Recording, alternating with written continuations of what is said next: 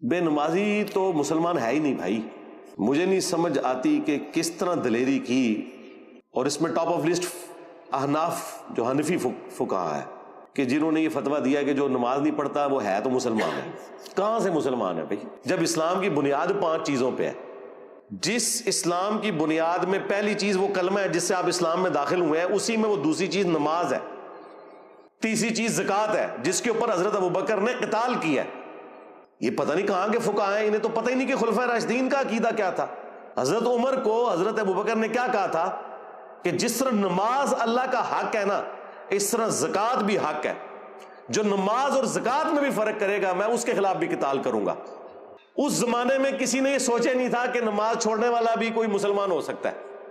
جامع ترمذی میں حدیث ہے کہ عبداللہ بن شقیق تابعی کہتے ہیں کہ صحابہ کرام صرف تارک الصلاۃ کو کافر سمجھتے تھے، یعنی ادھر زیرو ٹالرنس تھی کہ نماز نہیں پڑھتا مسلمان ہی نہیں. قرآن میں واضح فتویٰ ہے وَأَقِیمُوا الصَّلَاةَ وَلَا تَکُونُوا مِنَ الْمُشْرِکِینَ.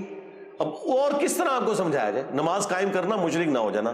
اور مسلم میں حدیث بندے کے کفر اور ایمان، شرک اور اسلام کے درمیان فرق ہی نماز ہے.